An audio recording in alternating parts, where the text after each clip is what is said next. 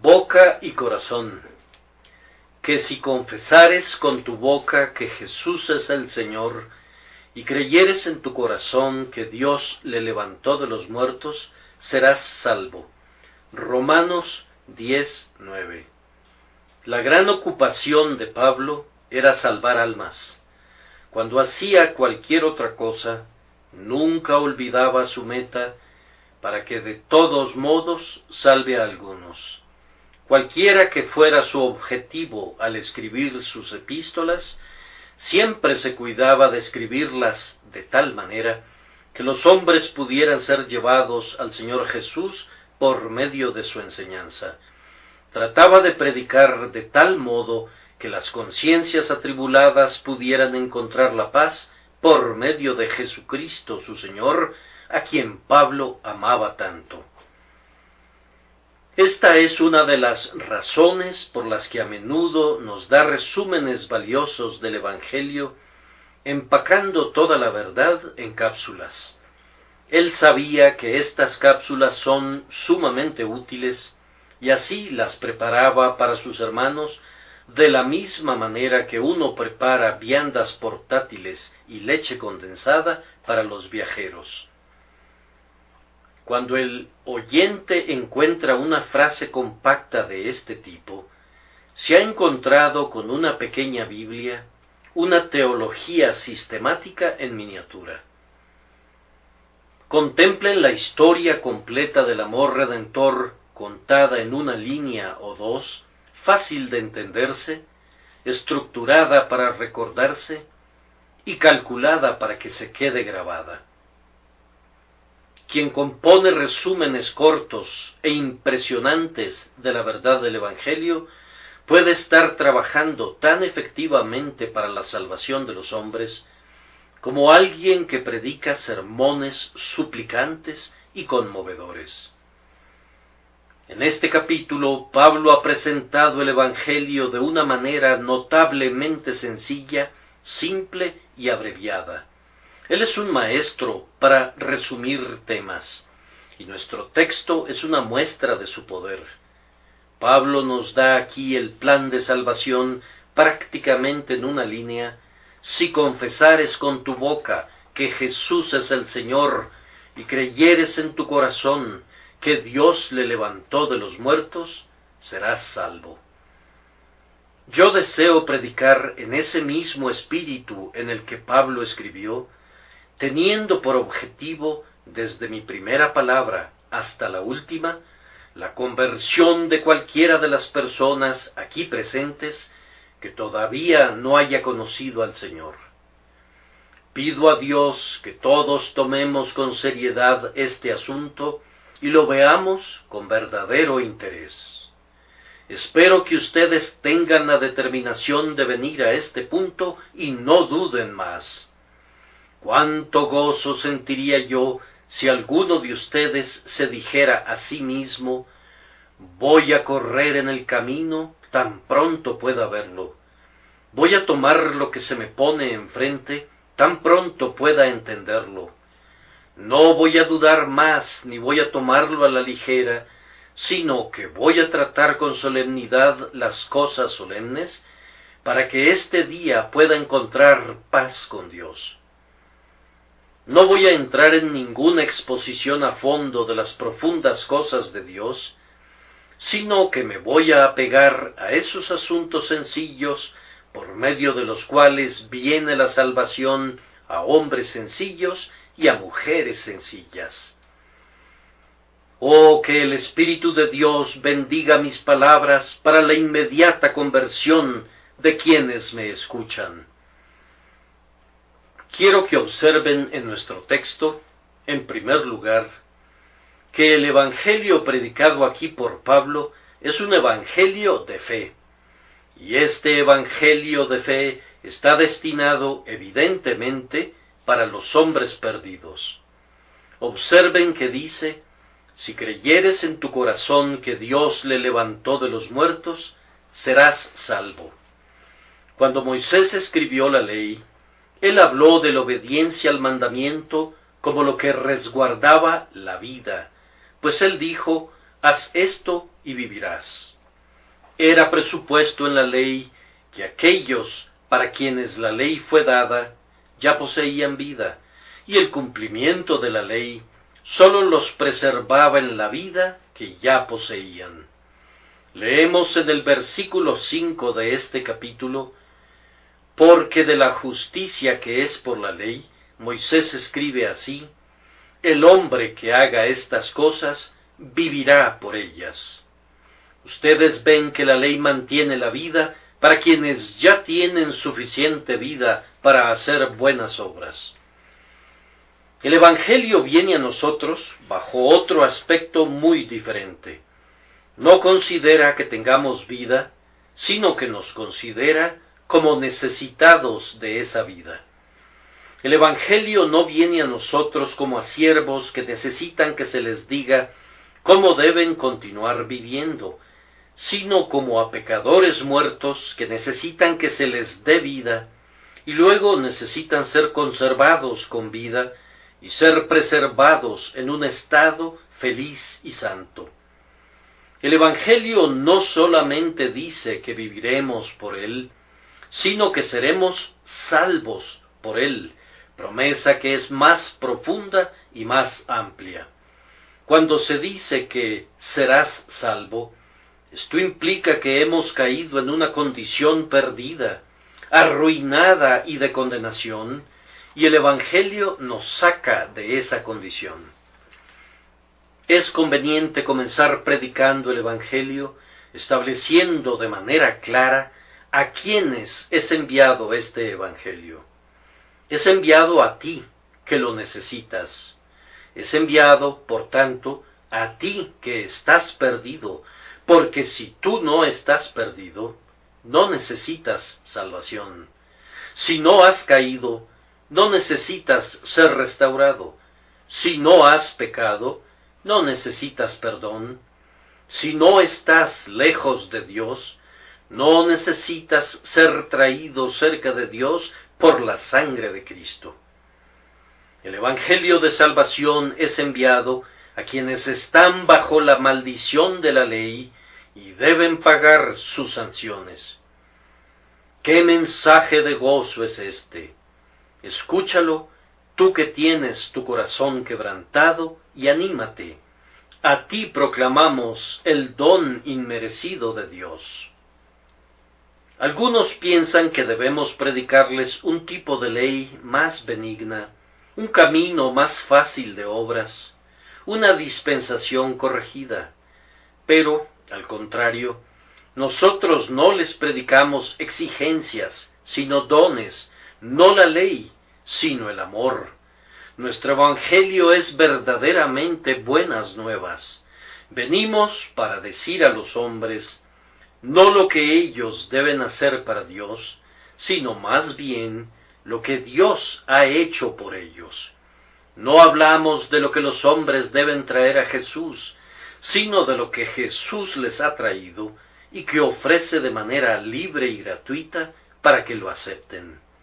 Escuchen entonces ustedes que necesitan salvación. Este libro es para ustedes. El Cristo revelado por este libro es para ustedes. El Espíritu de Dios que da testimonio de Cristo es para ustedes.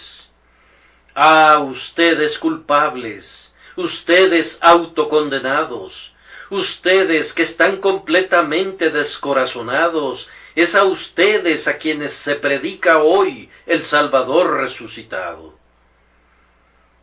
Jesús vino para traer salvación. ¡Cuán grandiosa es esa palabra! El texto dice que el creyente será salvo.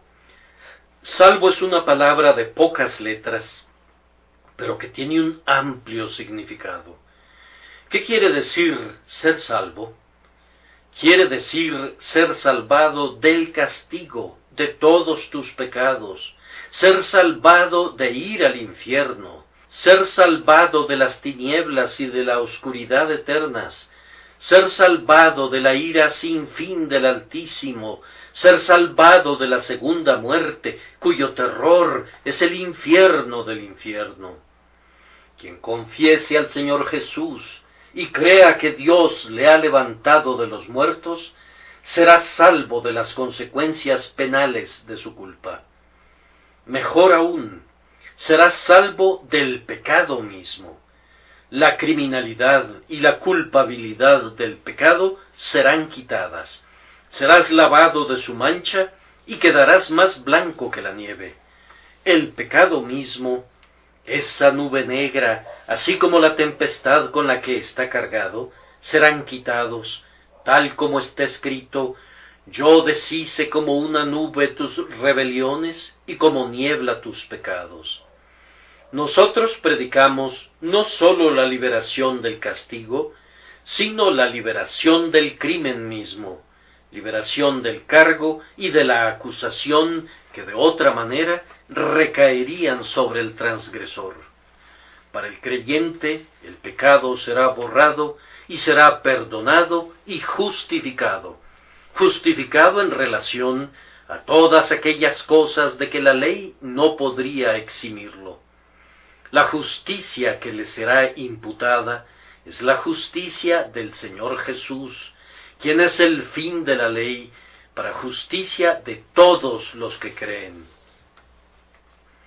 Si tú confiesas con la boca y crees con el corazón, el Señor Jesús será hecho para ti por Dios sabiduría, justicia, santificación y redención. El creyente que así confiesa será liberado de la culpa de su pecado y será aceptado ante el trono del juicio de Dios. Pero además, no sólo serás liberado del castigo por el pecado y de la culpa del pecado, sino del poder del pecado. Oh, ser salvado de vivir pecando. Este es nuestro más grande deseo. Si la culpa del pecado pudiera quitarse, pero todavía permaneciéramos en la condición de esclavos del pecado, como antes, muy poco se habría hecho por nosotros. Se trataría de una bendición dudosa. Si a los hijos de Israel se les hubiese protegido para que no tuvieran que servir de manera tan rigurosa, y hubieran sido alimentados hasta la saciedad, y se les hubiera dado el contentamiento en su esclavitud, hubiera sido una bendición real para ellos. ¿No se les habría apretado aún más las cadenas de su servidumbre? El Señor no les envió ayuda en forma de pan y carne y vestidos para que estuvieran más confortables en Egipto, sino que los sacó de Egipto con la mano en alto y un brazo extendido. Ser felices en el pecado sería muy peligroso e indigno de Dios, pero el Señor Jesucristo ha venido para salvar a su pueblo de su pecado, para romper las cadenas de los malos hábitos y someter las influencias pecaminosas que ahora nos dominan, y para poner dentro de nosotros un nuevo corazón y un espíritu recto. Él, por la infusión de una nueva vida, nos hace suspirar y ansiar la santidad. Él responde a esos suspiros y produce en nosotros así el querer como el hacer por su buena voluntad.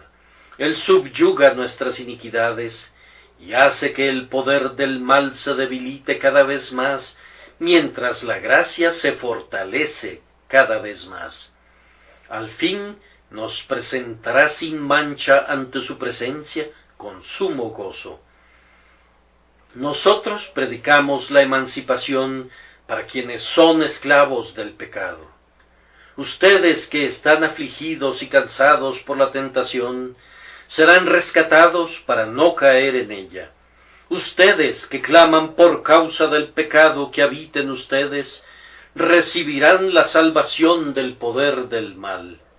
La santa simiente de vida que habita en ustedes no puede pecar porque es nacida de Dios, y su fuerza creciente llevará finalmente todos sus pensamientos en cautividad a la obediencia a Cristo.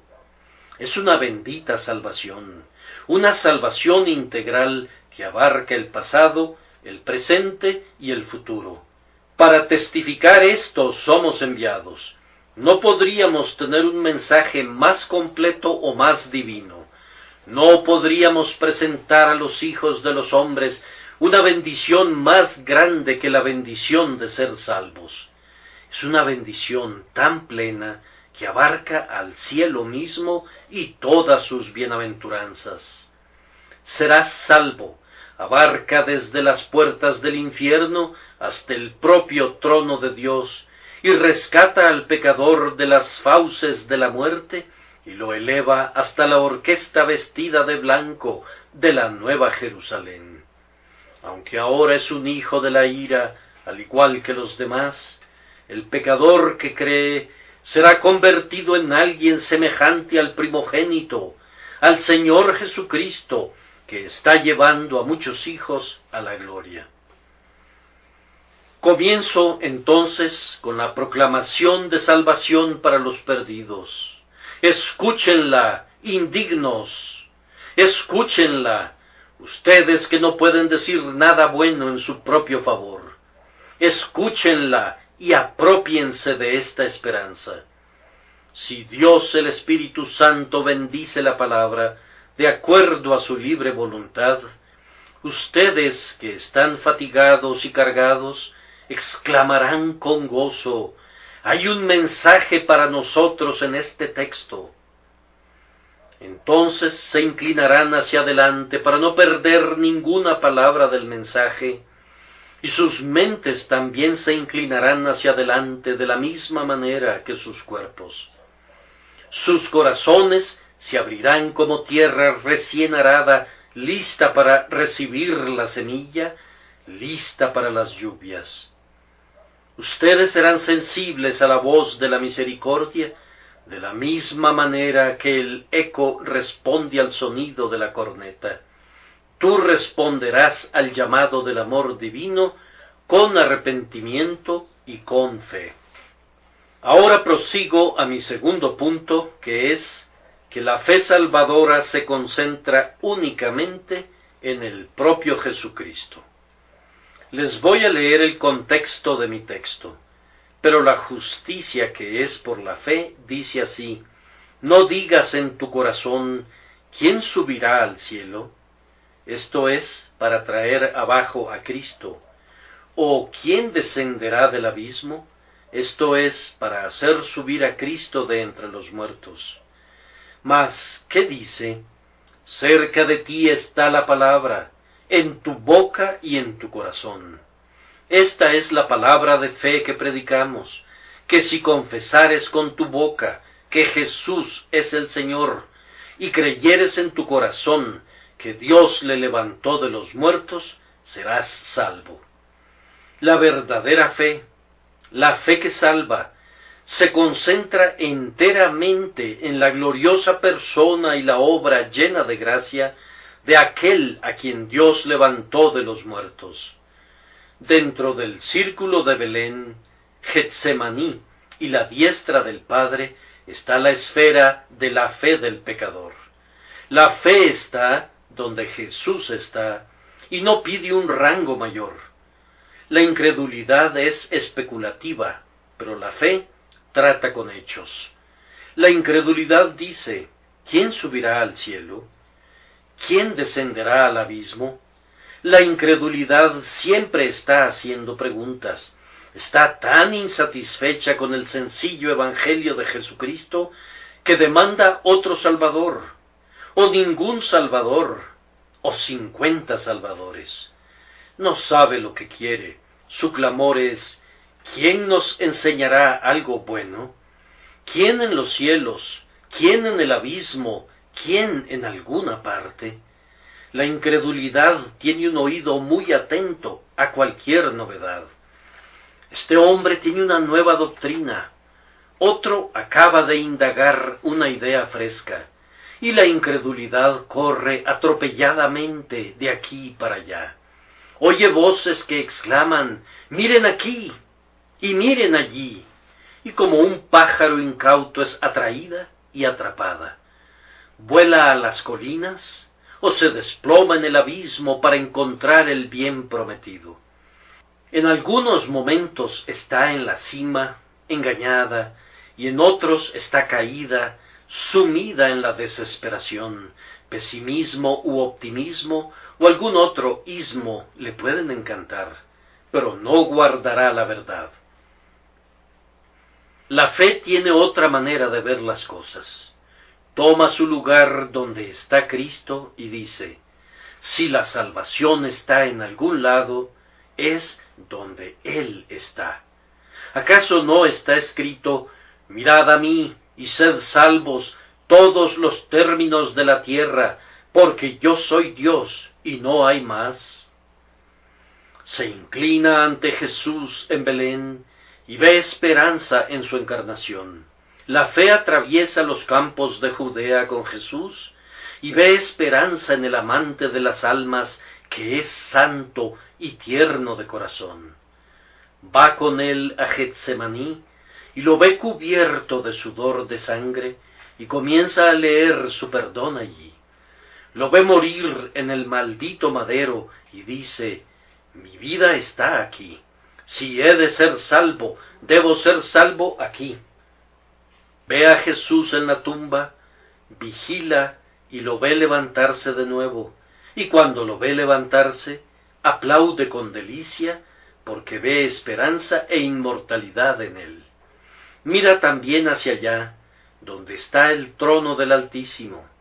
Ve a Jesús intercediendo por los transgresores, para que el Señor Dios habite entre ellos. Entiende que Él está desempeñando un noble cargo que pronto terminará en victoria, y se gloría en su Señor y su todo. Todas nuestras esperanzas inmortales están puestas en ti, nuestra garantía y nuestra cabeza. Tu cruz, tu cuna y tu trono son grandiosos con glorias todavía desconocidas. La decisión de la fe es mirar únicamente a Jesús, su Dios, pues está persuadida de que fuera de Él no hay nadie más. Tú eres salvo, mi querido amigo, cuando llegas a ese punto, cuando Jesús es toda tu salvación y todo tu deseo. La obra de la gracia ha comenzado en ti. Jesús es tu voz, y has llegado a la conclusión correcta acerca de Él, cuando has resuelto no espigar en ningún otro campo. Estarás satisfecho ahora que has decidido tomar agua de su fuente únicamente, y quedar saciado solamente con los alimentos de su mesa. La fe que salva no es una fe soñadora. ¿Acaso no notan cómo la incredulidad sueña acerca de cielos y mares y de cosas inmensurables? ¿Quién subirá al cielo? ¡Qué cuadro! La imaginación se encuentra trabajando. Ella contempla sus méritos poderosos escalando los muros eternos. Ella se goza adormecida en su sueño. Si oye un sermón, solo se preocupa por la calidad de su oratoria. ¡Qué buen sermón predicó ese hombre! ¡Cuán lleno de poesía! La imaginación tiene que tener algo elevado y sutil. Ningún lugar común le agradará. En otro momento, cuando la imaginación se encuentra agobiada, su sueño es acerca de un pobre buzo en medio de profundos mares de angustia, hundiéndose en el abismo para encontrar la perla de la paz. La imaginación hace crecer en el alma desaliento, desesperación, frenesí y locura, y muchos necios esperan allí un rescate. La fe ha acabado con estos cuentos de las 1001 noches, pues ella ha puesto fin a la ley. No sueña más, pues los hombres perfectamente sanos han puesto fin a los sueños. Con sus ojos abiertos, la fe lee hechos. La fe reflexiona en lo que Jesús hizo y sufrió, medita en que Él murió, resucitó y está en la gloria. Hechos, no ficciones, son su consuelo. Acepta los temas de la historia, no los productos de la imaginación. La fe requiere y acepta aquello que se ha realizado realmente, que se ha logrado efectivamente. El peso del pecado no debe ser cargado por teorías. El enorme peso de la culpa humana no debe ser sostenido por especulaciones.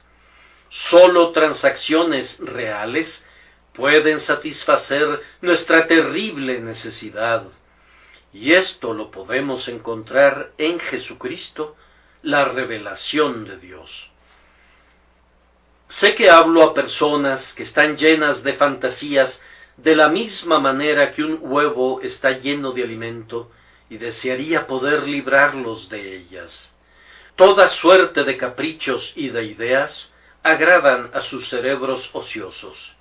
Los han perseguido como un perro rastrea una pista falsa, y no han encontrado nada hasta este momento, y nunca van a encontrar nada hasta que acepten esos hechos seguros y comprobados que constituyen la vida del Señor Jesús, especialmente su resurrección, que es el hecho más garantizado de la historia humana.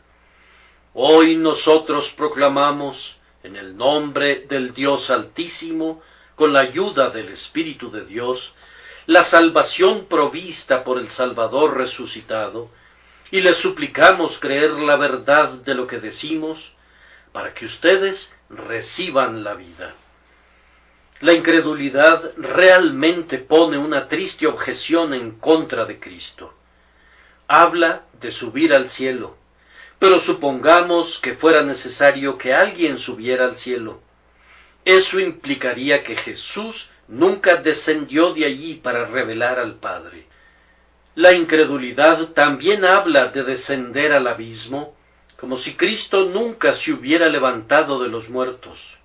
El hecho es que todo lo que pudo ser hecho, ya fue hecho. ¿Por qué quieres hacer lo que ya ha sido hecho?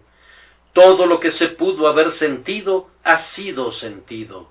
¿Por qué quieres sentirlo? Consumado es, dijo Cristo. ¿Por qué te esfuerzas por hacerlo de nuevo? Mira cómo la fábula de la Iglesia Católica Romana relativa al sacrificio incruento de la misa realmente insulta al grandioso sacrificio del Calvario y lo hace a un lado, y de la misma manera todas esas obras, sentimientos, preparaciones y todas esas otras cosas que quisieran añadir a la obra terminada de Cristo, realmente dejan fuera a Cristo. Tú quieres sentir, ¿no son suficientes sus sentimientos? ¿Quieres trabajar? ¿No son suficientes sus trabajos? La confianza en uno mismo es ejercicio desleal en contra de los derechos de la corona del Redentor. Todas esas acciones y deseos y sentimientos son intentos de autosalvación. Todo eso es un grave error. Oh, que ustedes abandonaran esos errores y oyeran que su alma puede vivir creyendo lo que oyen y aceptándolo con toda el alma. No me voy a detener más para describir esta fe y establecer su diferencia, pero más bien vamos a penetrar más profundamente buscando el centro de nuestro texto. El tercer punto de nuestro sermón es que la fe salvadora hace una confesión. Si confesares con tu boca que Jesús es el Señor y creyeres en tu corazón que Dios le levantó de los muertos, serás salvo. Observen aquí que esta confesión es colocada primero. Yo supongo que es debido a que Pablo está citando el capítulo 30 del libro de Deuteronomio y, por supuesto, tenía que colocar las palabras como Moisés las había ubicado en el pasaje citado. Sin embargo, debe haber otras razones. Posiblemente la confesión del Señor Jesús para salvación es colocada primero aquí porque tiende a ser olvidada. Recibimos predicación abundante acerca de cree y vivirás, y yo no condeno eso, pero hablando de manera estricta, es incompleta. Cuando nuestro Señor envió a sus siervos a predicar, dijo, el que creyere y fuere bautizado será salvo. Ahora, el bautismo es la confesión de nuestra fe. Constantemente en la Escritura, la fe que tiene promesa de salvación es una fe que hace una confesión de sí misma. No es nunca una fe muda, es una fe que habla, una fe que reconoce su propia existencia. Sí, es una fe que reconoce al Señor aun cuando está en medio de los dientes de los adversarios. ¿Debemos confesar a Cristo ante los hombres? ¿O de lo contrario, no poseemos la fe de los elegidos de Dios? El apóstol la menciona en primer lugar aquí, porque a menudo se la coloca en último lugar, y esta es una gran causa de tropiezo. También la menciona en primer lugar, porque es lo primero en lo que concierne a nuestros semejantes. ¿Cómo puedo saber qué es lo que crees en tu corazón? Primero, debo oír lo que tú confiesas con tu boca. Alguien que está buscando viene a mí para unirse a la iglesia o para ser reconocido como cristiano. Yo no puedo comenzar con su corazón. No puedo leer sus pensamientos. Yo le digo, habla para que te pueda ver. Si confiesa con su boca al Señor Jesucristo, entonces ha hecho, en el orden de la religión práctica, aquello que debe guiar el camino, definiendo al amigo y al enemigo. Déjenme agregar que, en cierto sentido, la confesión con la boca es en realidad lo primero que hace el hombre. Muchas personas nunca reciben en sus corazones el consuelo de la resurrección de Cristo, porque nunca han confesado con sus bocas al Señor Jesús como su Salvador y Señor. El Señor no les dará el calor de la fe que alegra el corazón, a menos que estén dispuestos a someter a Él la obediencia de la fe tomando su cruz, y salir y confesarlo a Él. Hay muchos cristianos, me refiero a ellos como cristianos por caridad, que nunca entran en el gozo de su Señor, porque nunca han obedecido su mandamiento, ni han reconocido su nombre ante los hombres. El Espíritu de Dios, como un consolador, no les ha dado testimonio en su espíritu que son hijos de Dios, porque ellos nunca han dado su testimonio acerca del Señor Jesús. El consuelo de creer con el corazón es obstaculizado por la ausencia de la confesión con la boca. Oirán esto ustedes que claman, deseamos ser salvos. No me atrevo a predicarles un evangelio que sea como una escalera de escape para cobardes, un verde camino escondido de salvación que serpentea por el bosque, de tal manera que pueden caminar en él sin ser vistos. No, al llamado de mi Señor, yo les predico el camino abierto del Rey, en el que rehúsan caminar los temerosos y los incrédulos. Y, sin embargo, este es el único camino hacia el reino. No debemos ser pájaros nocturnos. Sigamos a Jesús a plena luz del día. Jesús dijo, a cualquiera, pues, que me confiese delante de los hombres, yo también le confesaré delante de mi Padre que está en los cielos. Y a cualquiera que me niegue, que en este contexto quiere decir el que no me confiese, y a cualquiera que me niegue delante de los hombres, yo también le negaré delante de mi Padre que está en los cielos. Les ruego que oigan bien el texto. Si confesares con tu boca que Jesús es el Señor, y creyeres en tu corazón que Dios le levantó de los muertos, serás salvo.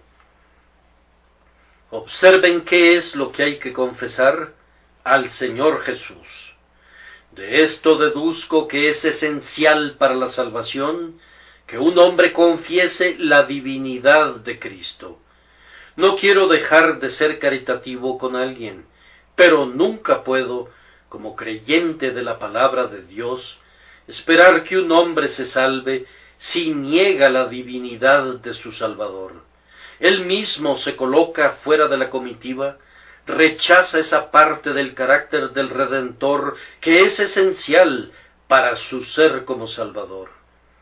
Si alguien quiere ser salvo, debe creer que Jesucristo es tanto Señor como Dios.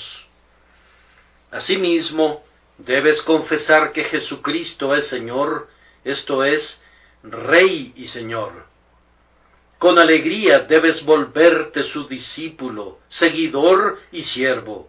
Debes confesar, Él es mi Señor, Él es mi Dios, quiero ser un soldado suyo. Él será mi líder y mi capitán. Dios le ha hecho así y yo lo acepto como tal. Debemos también confesar al Señor Jesús. Eso quiere decir al Salvador que ha venido a salvar a su pueblo de sus pecados.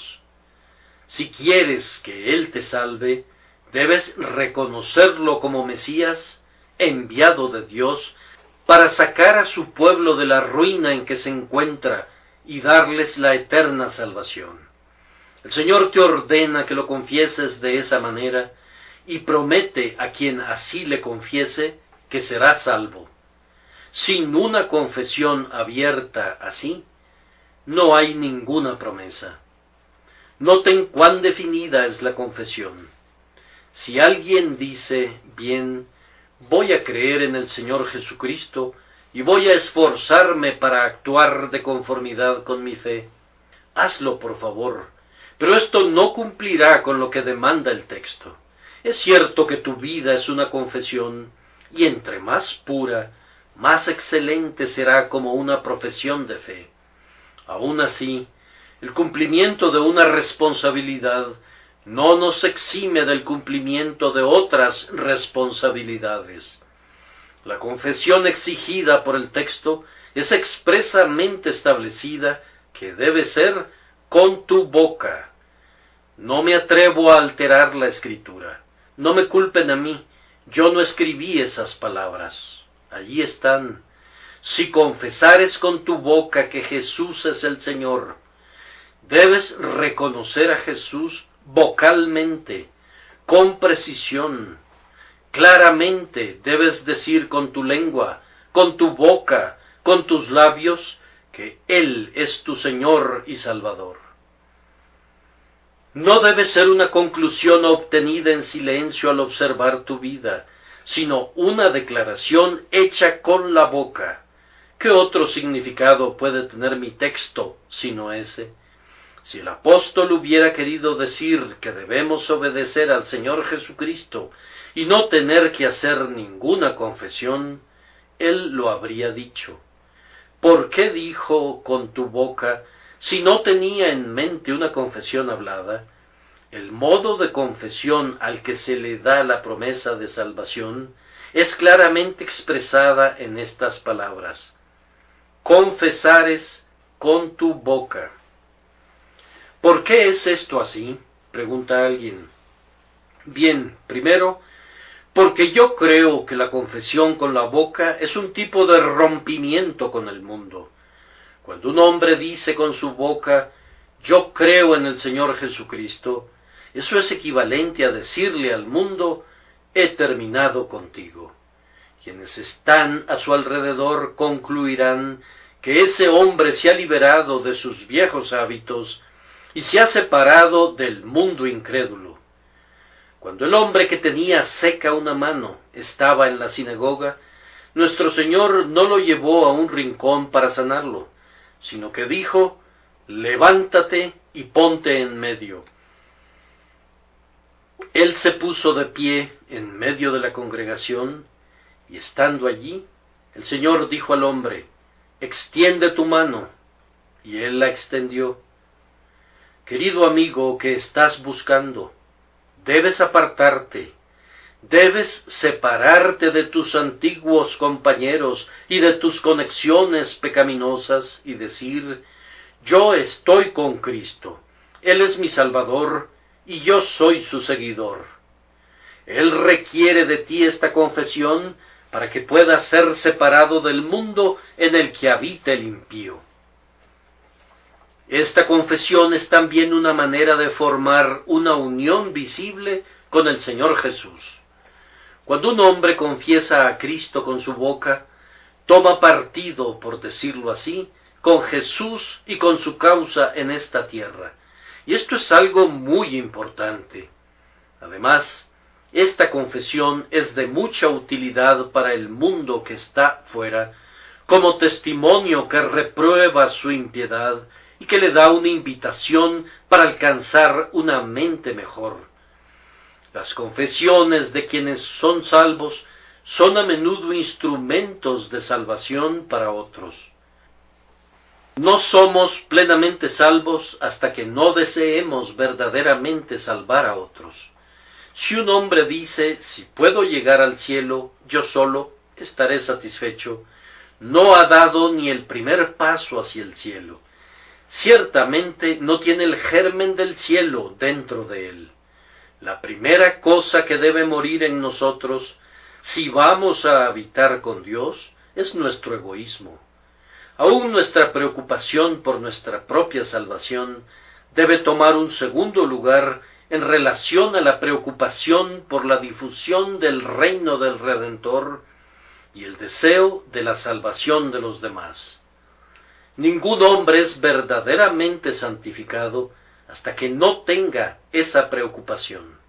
Por tanto, deben confesar a su Señor con la boca como evidencia de su sacrificio del yo. Ah, mis amigos, esta es una palabra dura para algunos de ustedes. Tienen ustedes unos buenos puntos, pero no dejan que su luz brille ante los hombres como se los ordena el Señor. Su luz está puesta debajo de un almud. No puede arder bien en un espacio tan reducido. Más bien va a producir humo y oscuridad. Háganla visible de inmediato. Si es el propio fuego de Dios y lo pones debajo de la cama para esconderlo, pronto la cama habrá cogido fuego. El mal viene cuando se sofoca la verdad. Esconder la luz de Dios nunca puede ser algo correcto. Salgan, cobardes, salgan, miedosos. Mi Señor me pide que actúe como un sargento reclutador. Yo levanto el estandarte y les pido y les repito que se congreguen junto a Él. Si aman a Cristo, confiésenlo. Si quieren tener la salvación de Cristo, tomen la cruz de Cristo y síganlo donde quiera que vaya. ¿Me he desviado 1 centímetro de mi texto? Estoy seguro que no. El tiempo apremia y debo continuar, a pesar de que el punto anterior es muy importante. Veamos ahora, en cuarto lugar, que la fe tiene un gran consuelo para que lo disfrutemos. La fe tiene una verdad que tiene que decir con su boca, pero también tiene hechos que pondera en su corazón. El texto dice: y creyeres en tu corazón que Dios le levantó de los muertos. Esto no sólo significa que tú crees el hecho de que el Señor Jesús ha sido levantado de los muertos.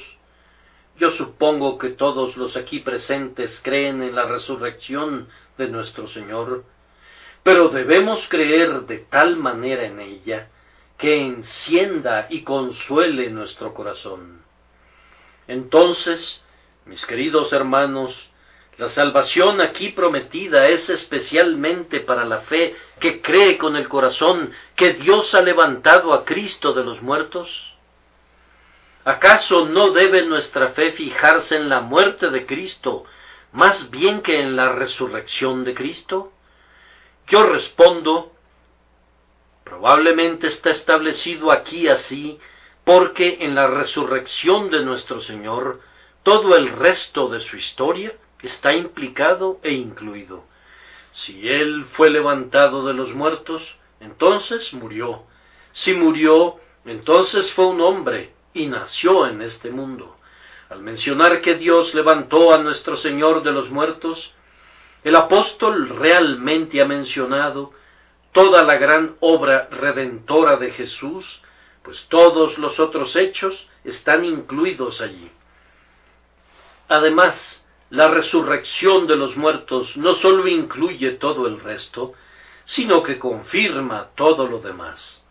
Al levantarlo de los muertos, el Padre confirmó la misión de su Hijo, puso su sello sobre su persona como divino, sobre su oficio como comisionado por Dios para ser el Mesías, sobre su vida como llena de complacencia y sobre su muerte como siendo aceptada por Dios para la expiación plena. Por lo tanto, el Altísimo lo levantó de los muertos para que pudiera ser declarado como el Hijo de Dios con poder, y para que en Él y por medio de Él los creyentes pudieran ser justificados. No hubiéramos podido tener una sólida base para nuestra fe en Jesús si el sello de la resurrección no hubiera estado sobre su obra. Pero ahora, cuando creemos en el sello, también creemos en eso que es sellado. Su resurrección es el sello de todo lo que nuestro Señor es y hace, y creyendo en esto con todo nuestro corazón, creemos en eso que nos trae salvación. La resurrección de Cristo de los muertos es también una de las principales verdades que deben ser creídas con el corazón, porque es la fuente del mejor consuelo para el corazón. Miren, dice el creyente, yo soy por naturaleza un pobre pecador perdido, pero no seré destruido para siempre, pues Jesús, mi Salvador y mi garantía, ha sido levantado de los muertos. Mi salvación está en Él. Soy liberado de los muertos en Él. Veo mi justificación en su resurrección. Porque Jesús vive, tengo un amigo que no me falla, a quien recurro.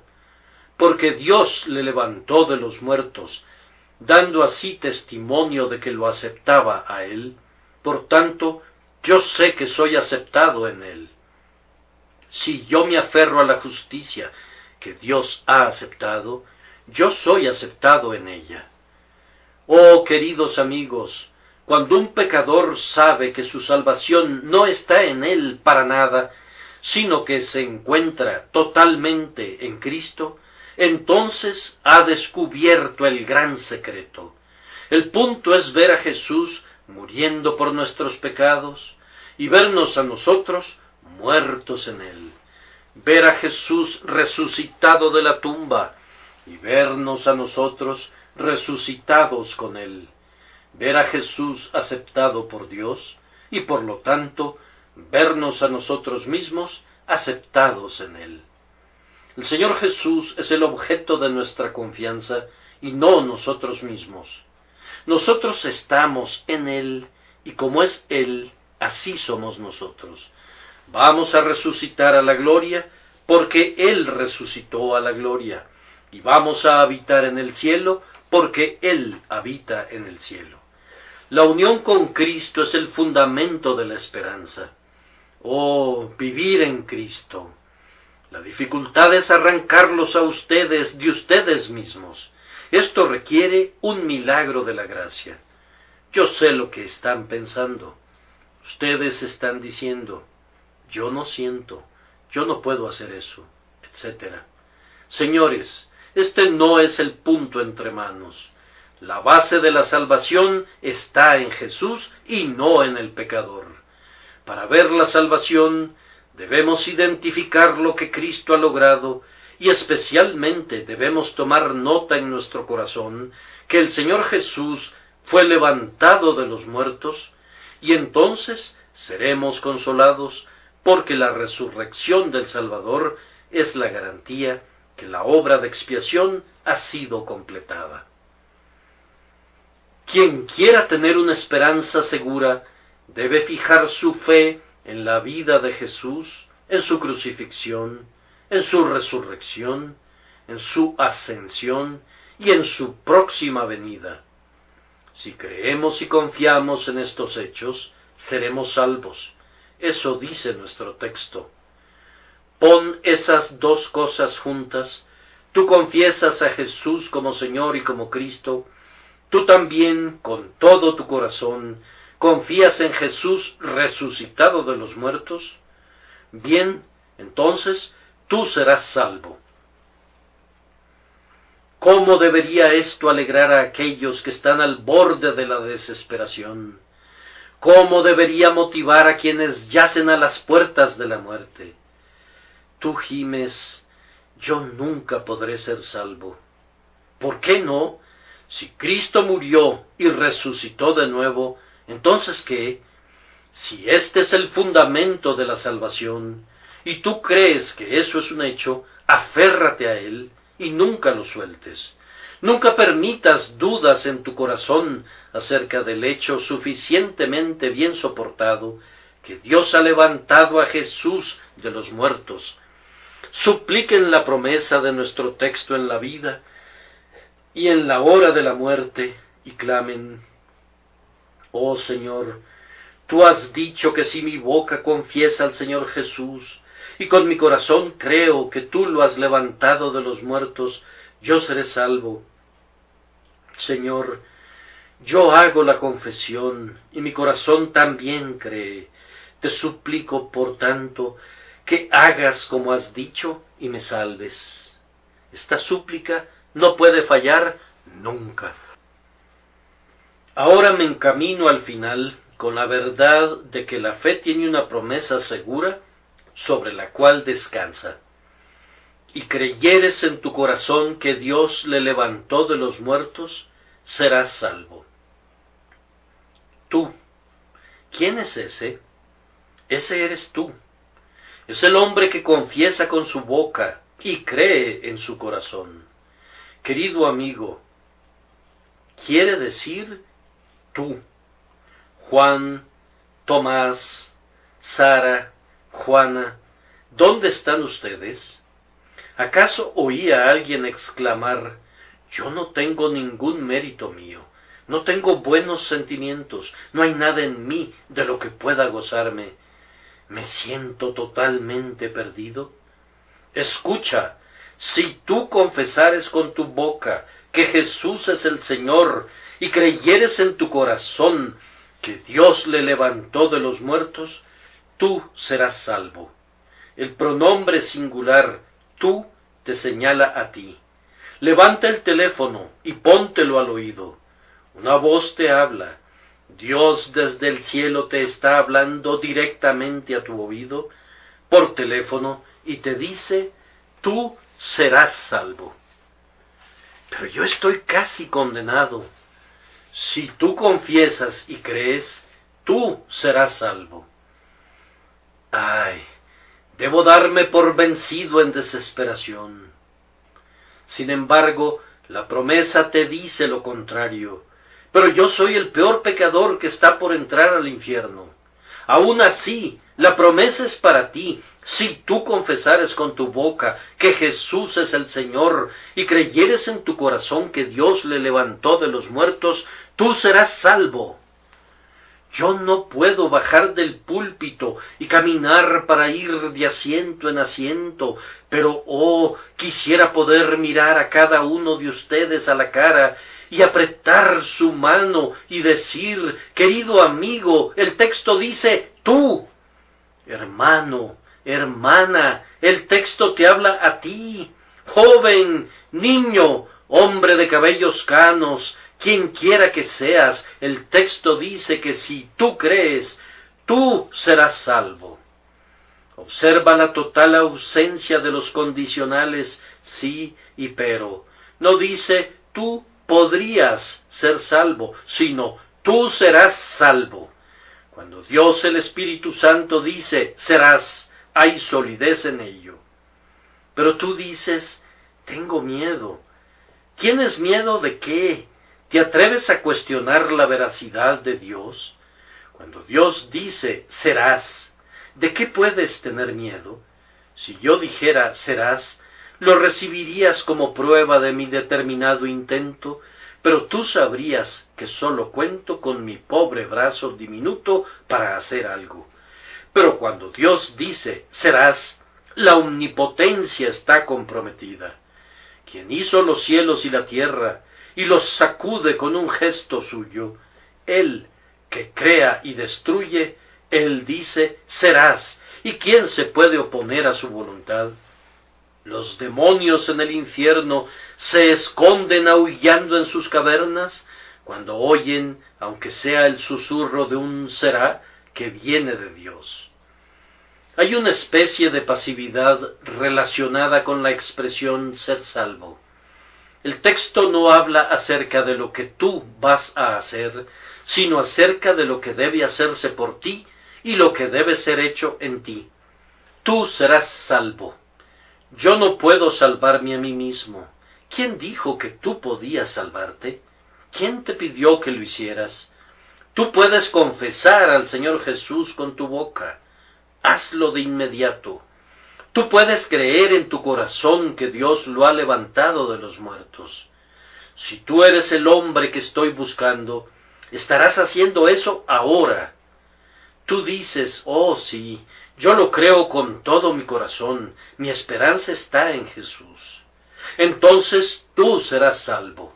El poder que se requiere para liberarte de tu corrupción, la gracia que se necesita para lavarte de tu culpa, la sangre que se necesita para limpiarte de toda tu suciedad, todos esos elementos están completamente listos y desde la gloria el Señor Jesús declara, tú serás salvo. Nunca existió ni nunca habrá de existir un hombre que haya confesado al Señor Jesús con su boca y que con su corazón haya creído que Dios lo levantó de los muertos, que no haya sido salvo.